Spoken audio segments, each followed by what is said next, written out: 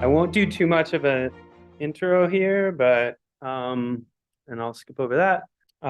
Quick kind of like career path. People ask about this, so I throw it up. I've had I was at both Visa and WEX. They were growing really fast. I came on as like a SWE lead and was like quickly given. We acquired companies. I was given a new team. I was a manager. I was a director. Like lots of like career growth. And then I'd go on to be an engineer again. And then we would grow or get acquired and I'd go on to be an engineer again. That's kind of my story. So ended up like engineering director, these bigger job titles. I was a VP, I was a director at Visa, but I'm a software engineer still now. And then at Google, the same thing's happening. I have like a growing team and, so I can talk a little bit about that from a career path perspective.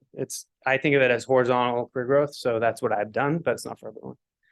So we can talk about some of the questions like, what did I use? What do I use at work? And I think this is my experience. So some people don't use any of it. And I think they can actually apply some of the things they've learned. I happen to have been able to apply lots of things, and I'll just talk a little bit about it. For interviews, I always use it.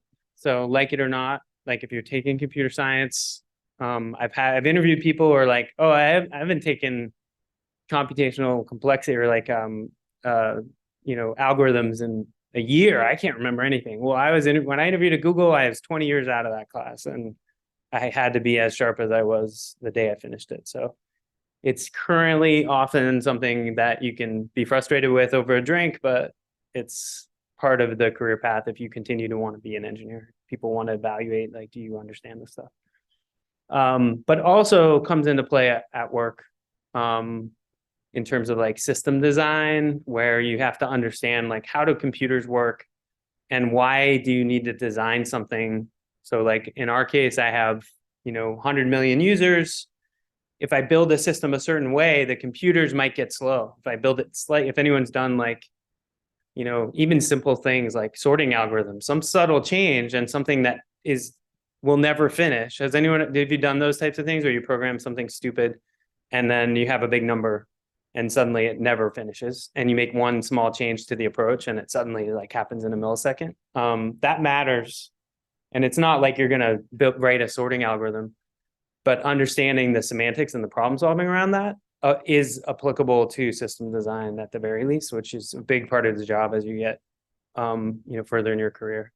And is especially at a place like Google, where you have the scale that there is a problem in there somewhere that will make something either take a millisecond or it'll take 5 minutes, and nothing can take 5 minutes, or it'll use a ton of compute power or something like that, memory, things like that. The more interesting things, like I worked briefly on routing packets at Google. So there's like a network virtualization software. There's network software that is running just like any other software. It's kind of like Google Maps, but instead of routing your drive, it's taking packets that come into Google's endpoints around the world and saying, oh, this needs to get to some VM in some data center somewhere, and it needs to route it there as fast as possible, given like tons of things that are going on. Like maybe there was a fiber cable cut here, and there's a huge event in this area that's causing massive YouTube traffic, and all that stuff is dynamic, real time, and that software is keeping a fingerprint, like a pulse of the traffic, like Google Maps.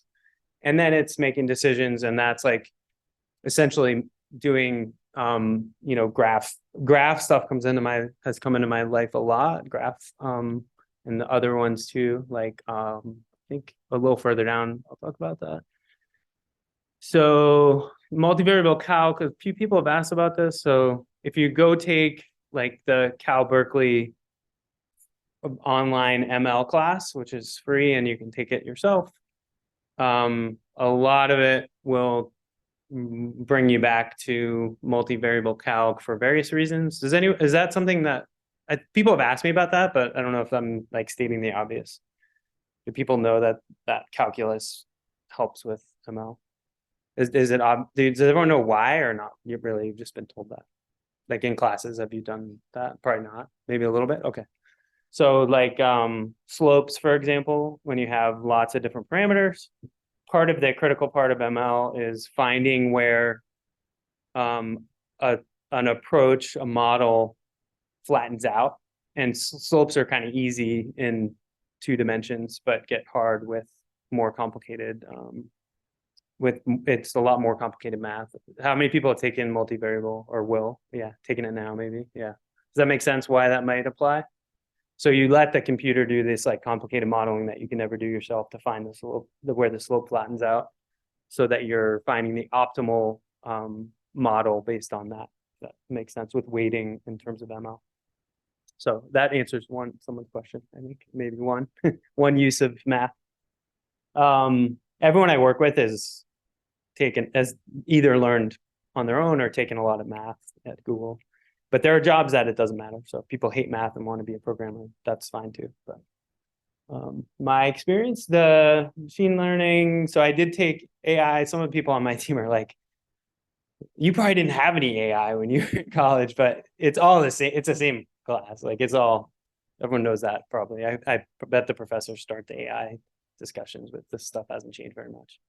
What's changed is that companies like Google have built processors that can do the math a lot faster. So things that we weren't feasible in practice are now feasible in practice, but the approaches are the same, basically. The tools are better. It's easier. Like you don't have to do it yourself. You can use things like TensorFlow to do all the hard work.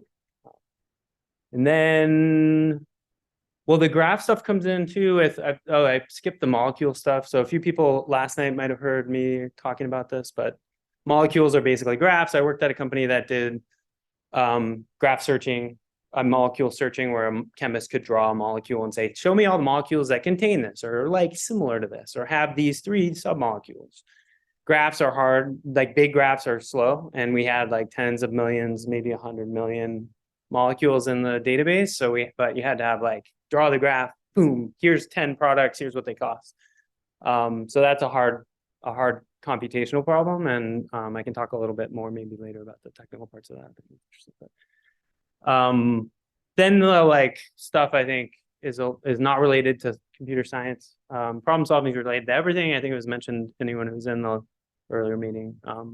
Problem solving in general, it's like conceptual problem solving, obviously technical problem solving. Writing and communicating, I think that was brought up as well in previous talks. And teamwork is a huge thing, which we also brought up this morning. Any questions or anything you're surprised by or that I missed? So some of the questions about like, where do I want to land? I could spend a lot of time talking about this. What time, how long do I have? What are we going till? What time? Okay. So quickly, I don't know. When I look at new companies, so I did switch jobs. I had to interview at them and I had to select where to work. Sometimes I had multiple offers and I had to say, what's the best place for me? I always break it down like this, which is like, what kind of company is it? So people hear tech company, like, what does that mean? There's software engineers at like every company, right? I have friends that work at all sorts of different random companies that do insurance or like make like pharmaceuticals or like banking or like real estate or, every industry. And then there's like specialized types of companies that do things in certain areas. Like there's companies that do digital signal processing for recording or work with like marine biologists to build tools that they can use to do research. There's lots of different companies. And some of them are their primary work. Like if you will go work at like Aetna, or is that an insurance company? They don't make any money off of their software directly, right? They're not charging for it. The software is sort of a means to an end. So I distinguish that, like, you want to go work in tech. I think I distinguish it as, does this company make money on software? That's the distinction I like to think about. And it doesn't mean you shouldn't work there. It just means something. And I'll talk about that later. This stuff I get a lot of questions on, like if I'm looking at companies, how do I really know? Like I can search online, what's the reputation of the company? Maybe I know someone that works there, but how do I figure out what it's really like to work there? So I can also talk about that if people are interested in, if you're like going through the interviewing process. And I alluded to this in industry focus, but I always evaluate how they're going to, like, if it's a startup, how are we going to, what's the business model? How are we going to make money? There's lots of startups that have no chance from the beginning other than a cool idea, and maybe that's good. But if I try to understand, I want to be on a winning team for lots of reasons. It's good for your career. It's fun. It's financially better. And you generally, if you're on a growing, fast growing, successful company, you'll work with smarter, harder working, whatever you're looking for, better people, because there's more competition to work there. So I think I look at all these things when looking at first companies. Any questions about that? Does that make sense? And I talked through some of this already, so I'll probably skip over it. But I put a bunch of detail behind what I just said, which is like, these are like vertically focused companies, like I mentioned before, non-software companies. And there's a lot of detail in here about the trade-offs. So I'll just talk about a few of them. Well-established software companies, I'll start on the second one, like where I work. There are tiers of them in terms of like how much they pay and how competitive it is to get a job. But, generally, if you think of like they used to say the FANG companies were generally like the hardest to get a job at. And so that's like Facebook, Google, Netflix. And there's like what people call tier 2, which maybe you won't make quite as much money. Maybe it's not quite as competitive, but still an amazing job with great opportunities and career growth. And it's like colleges in a way that people think about it. It's like ranking them based on, and it's mostly based on selectivity, I think. And selectivity drives a lot of other behaviors in the company, which I'll allude to later. And then the top one, a common question I get, because I did start my career at a startup, is like, why, and is that good or is it bad? Like, so generally, my experience was, I get a lot out of both. I generally tell people, like, there's not an easy distinct. It's not like, oh, big companies are slow and I'll move faster at a small company. It's not always true. I've worked at startups where there's a lot of rigor, and it's actually quite slow. And Google is one of the biggest software companies you can work for, and there's times when we're moving really fast. So I think it just depends. But you do get fast learning. Like, I started at Backflip, I mentioned before, as a first person, and so I had to I worked with the founders to find where we're going to work. I learned about that. I learned about like, how do you stand up your system, and like, how do you, all these basic things, like getting the culture going. And we had to pick brands at 3 of my companies. I had to pick the name of the company, and we had to get the logo and the colors, and that's a whole thing to learn. Like, it's cool. I'm not doing that at Google. Like, I don't have any access to that. So you get that like peripheral stuff, and also the tech side, you're going to have to jump into a lot more areas. That said, at Google, I am working across a lot of parts of the stack, so it's not like you get more specialized as it's bigger. But you're definitely at a startup going to have to figure out some problems. So, for example, a few people have asked yesterday about the non building part of the job. So I think in the seniors might take the group class where you have to figure out how to work together, Scrum, and where you have to figure out how do you commit your code, and how do you do revision control, and how do you make your changes and deploy them, and all these kind of things that maybe you don't learn about in college, but that are a big part of the job. At a company like Google, Google's a bad example, but at most companies, bigger companies, they'll have established tools and process there. So you just kind of parachute in and you read how to do that stuff. You don't like have to invent it. At a startup, you have to figure out like, okay, where are we going to store our code? Like, how are we going to build it? How are we going to test it? How are we going to deploy it? How do we want to monitor it? How do we, all those super critical things that happen super early at all my startups, especially if you think you're going to grow fast. Less of that happens at bigger companies because they have those things more as like existing process. At Google, we kind of build all our own stuff, so that's its own thing I can talk about. So, any questions about those trade-offs? There's always a lot of questions about that. In terms of jobs, so this maybe relates to a good time to talk about like all the different, these are mostly, I order them, I don't know if this visual is good, but the top is like the most pure SWE jobs. And you get down into sort of like semi-specialization where you're not like getting a different degree, but you may be focusing on a certain area. So like my Gen SWE is General SWE at Google, and that's what I do, which is like we work on anything. I work in Java, Go, C, Python, readability, and all these different languages, and might commit code in them like every week. So I'm super generalist. I work on the front end, like, my wallet is my team's work, my phone, my foldable, the website, like all of it. And then I work on back end. We have APIs that integrate with customer. I work on that, so it's really general at Google, and on some other companies. And people will call it full stack. I put it on here because it's common, but I don't like the terminology, but I put it on here. I like to think of it as more, everyone sort of specializes somewhere, but you're willing to be a beginner and do something you haven't done. So being comfortable, even at my experience level, I'm not going around telling everyone how to do everything. Like there's stuff I've never done too, and there might be someone who's got 2 years, 1 year's experience, or there's a none who's done it. So I'm like, oh, cool, I'll be a beginner. Let me work with you. You're the expert. You get in the second space, there are specializations. So like we do have some people who are very front end focused, if that makes sense. So like they're super experts on how to do the user facing parts of software development. And sometimes you need those types of roles. And then user experience, backend, gaming is sort of a specialized thing. So you can graduate and go. A friend of mine did that, went and got into a gaming company and writes games, but it's pretty damn specialized. Like it's very different.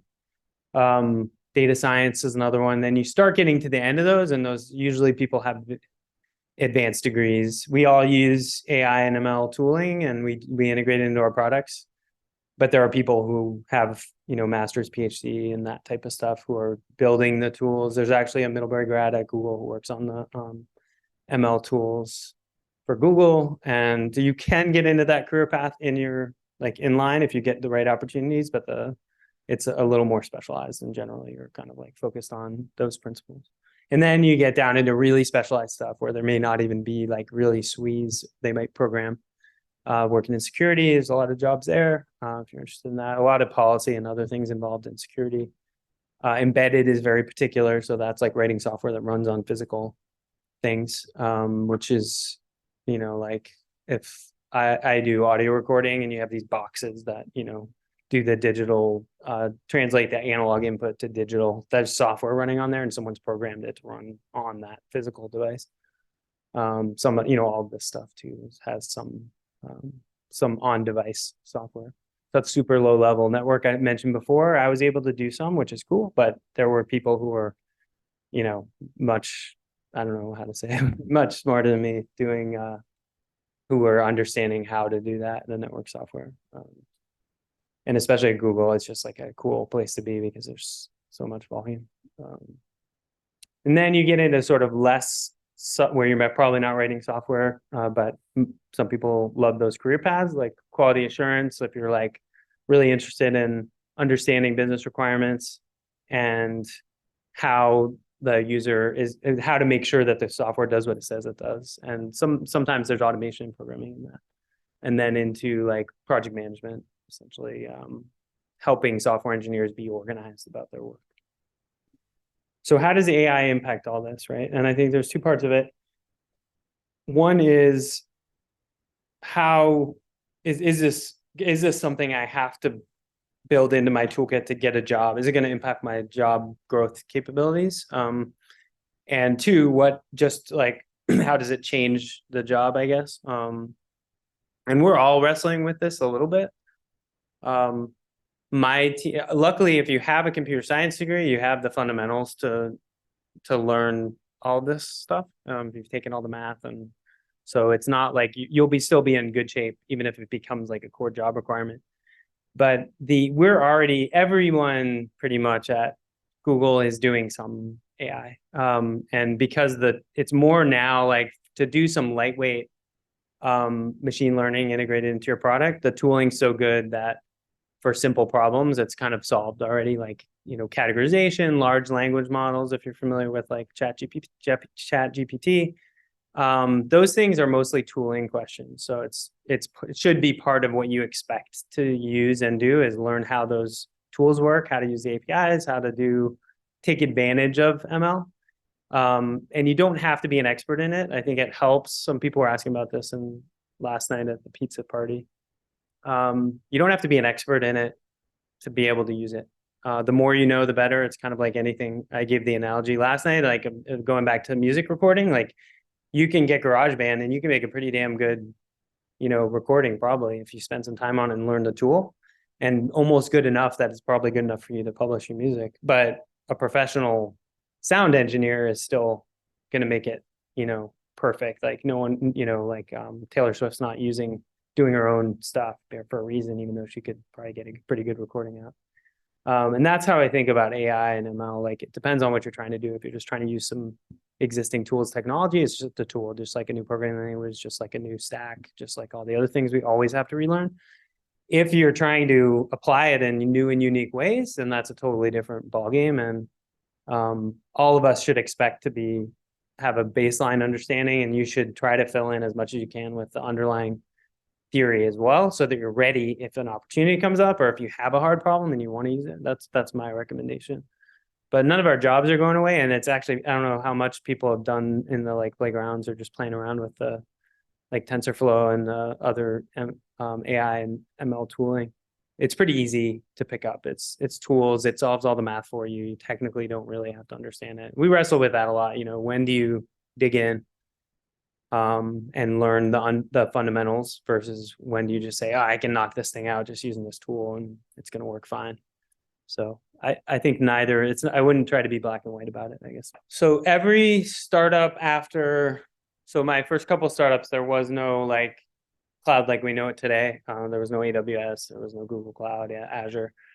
So I had to literally buy physical servers and put them in a colo cage. And I was running my own cloud, basically. I put them in the cage, we'd lock them up and have power redundancy and network, and then install a bunch of software on it, and then I'd run them remotely. So I was running my own cloud. We had to put our own tools on it. It's evolved now where the platforms not only let you host running things, you don't really have to understand that. You don't have to know how to set up those things. But they also have like stacks on top of it. So like all the way up to where you can, stand up to like really lightweight cloud stuff like WordPress, where you can build a whole website without knowing anything, down to Amazon or Google Cloud, where they have these applications as a service. So like you can stand up a database without installing the database. You push a few buttons, you design your database, you can tune some things, but not all of them. And so, you have to understand. And to do that, I think it's like the other topic. A novice can go in and stand up a new instance in AWS, stand up a new database, make them work. But like at CashStar, where I worked, a huge part of my job was managing that infrastructure and understanding like where we need what kinds of machines and how to cluster them. And the cost differences are massive for a company that doesn't have, those numbers get big, much bigger than the cost of engineers these days. That was like our biggest cost. So it's important to learn. And those things are like representative of how we used to design systems. They're just virtually done, and there's awesome tools that make it easier, but it's basically the same thing. Same problems need to be solved. At Google or Microsoft, if you're going to work there, we have like our own internal private cloud that is super complicated. But so you have to just like buckle in and learn how those work at each of those companies. It uses a lot of the same infrastructure as Google's public cloud, but we have like every knob, that you have to tune everything. So we have a lot more power, but we also have a lot more to learn at your company. I don't want to talk too much about this unless people are interested in it, but I drew up like a hypothetical career path here just to give you a feel for how it goes. Usually at most companies, you either come in direct as a SWE if you're a computer science major, or people work their way into SWE from the side, either like take on an operational role or I mentioned it, I think yesterday briefly, that we have this thing called the Google Developer Academy. So Paige on my team, she was a financial analyst and she wanted to be a software engineer, and she applied for GDA. She went through a year of boot camp at Google on software engineering, and then she applied for my team to be what they call a bungee, which means she has to go back to a financial analyst, but for 6 months, she gets to prove herself on my team, and then she can use that as evidence to become a SWE. So there's all these ways sideways into a SWE if you don't have a computer science degree, but they're pretty hard. It's total. I've seen everyone do everything, so it's possible. So I don't want to just discourage anyone. But if it's much easier if you have a computer science degree than not do that while you're doing another job. And not everyone's like Google. Most places don't offer that kind of lateral movement. And a lot of that's at Google is to get more types of people with different identities and different interests into the SWE teams, because some of the pipelines, like, Stanford engineering is kind of a profile, it's not as diverse or interesting as even the, classroom here, but definitely not as like walking around the street. So Google, one mechanism for Google fixing that, one is for me to come here, honestly. They come to liberal arts schools and different places that have people from different backgrounds. And another one is to find people from other disciplines in Google who have proved themselves to be awesome workers who have motivation and get them. But generally, the easiest way is to take a computer science, get a computer science degree, apply for the job, maybe do an internship, get in. Once you get to that SWE role, usually the entry level SWE is like 3 years. I'm totally making that up. Some people, it's just roughly a few years just to kind of get your feet under you and figure out all the things that you didn't learn at school and build some experience and build like a war chest of like accomplishments and things like that. And usually at Google, within 3 years, people get promoted, more like 2 often the first time, when they're like, okay, you're now like the source of ideas, you're leading designs, you're an expert in some area that you're working on. It's like a next level sort of expectation at that point. And then you kind of hit this weird point, like at Google, you can be you can be a lead, you can be a L4, they call it, forever. So if you can keep fresh and keep up with technology, you don't have to ever change your job title. And the salaries go up commensurate with the market, and that's faster than most people's promotion salary increases. So money-wise, it's a great job. You're gonna make a lot of money. And if you're really happy in that sweet spot, that's totally viable path.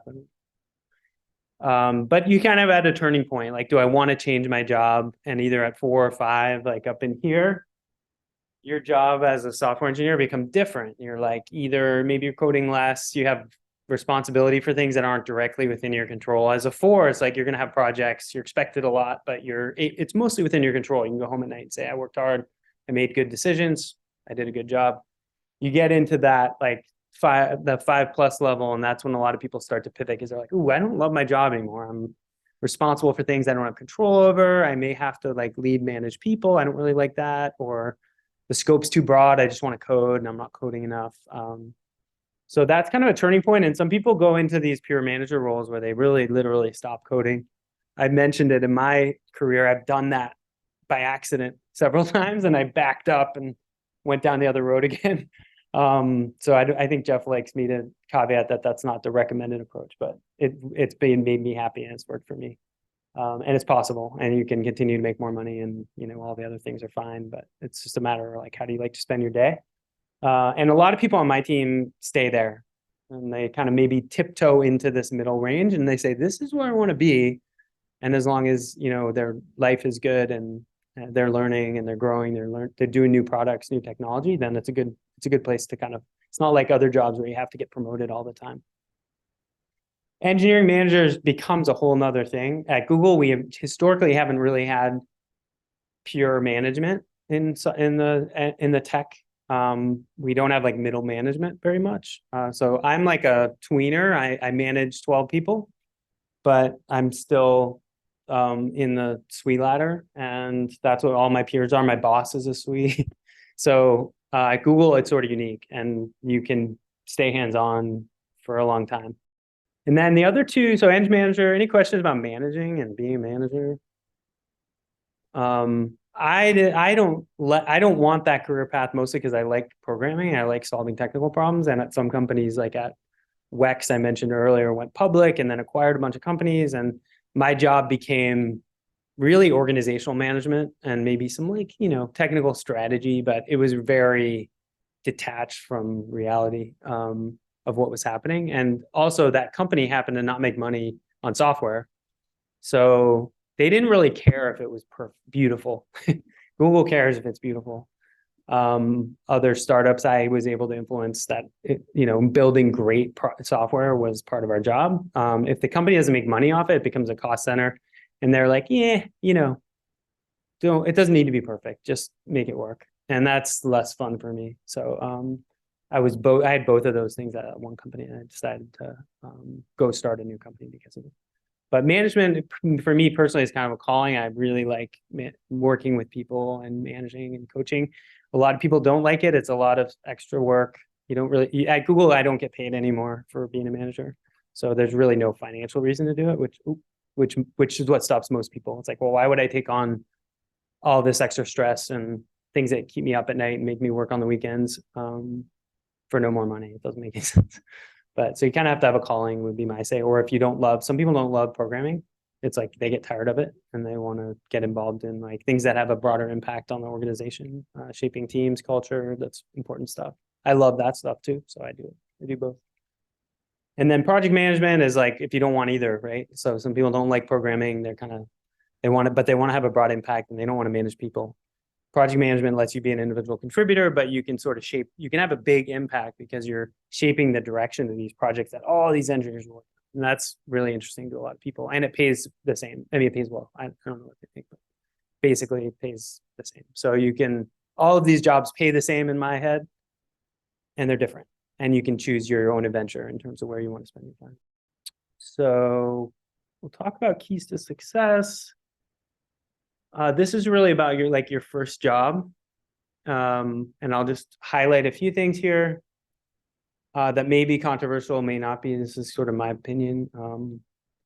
So high quality work, good communication, be organized. Like just bring your full self to work and do the basics. And it goes a long way, I think, in terms of like, even if you're technically struggling, if you're communicating it well, not a lot of times people fail because they're not getting it technically, like especially if you graduate with a computer science degree, you're going to be able to get it. You won't be as fast as as like Deborah next to you maybe, but it's fine. Like you're communicating well. My team is like a wide variety of different strengths, and it's going to be fine. But do those things. If you don't do those, then you start to get into trouble. I'll skip that one. I think like take advantage of your strengths is the point here. I think they mentioned it this morning, you're like probably pretty good writer because you have to get pretty good at writing. I was a horrible writer when I came to Middlebury, and now it's a strength. So writing communicating is important. I think being easy to manage is a good thing to approach your start. This is controversial. I mean, you can do what you want to do, but if you want to succeed, I think starting by just saying, how can I help my manager? Like be a good person, come in. If you need help or something bad happens, you should bring it to them, obviously. But if we're talking about like ebbs and flows of emotions and like hard things that you're doing, trying to support what they're trying to do and be supportive and positive, I think is helpful to get going, just until you get your feet under you and you have then you can build the credibility to say, hey, I think we shouldn't do it this way. Or, you kind of like give your feedback, but, and at a lot of companies, your manager is the one that's going to be responsible for rewarding you. So like it or not, at Google, it's not that way. We have these like promotion committees. So if I don't like someone, not that I would, do that, but if I think someone's not doing well, they might still get promoted. It's not really my say. Participate in the community. So I say this both within work and out of work. So the within work part is like getting involved in what's going on at the company, lets you meet new people, learn things, sort of engage and get yourself out of. So if a project's going poorly, you have something else that you feel good about. And outside of work, it's important because sometimes your job is hard and it's frustrating and painful. And it's nice to be able to say, well, that's just part of me. Like I'm involved, I'm engaged in other things. I don't define myself by how my boss is treating me or how my peers are treating me. And I think that's important. It may not, you won't know it. You won't know you need it until you need it, but just be your whole person and don't let the job define you. The best people will feel bad about how they're doing. And yeah, I think, get ready for a promotion when you get out. So like set a time frame for yourself and push for it. just because no one else is usually advocating for you. Anyone have questions?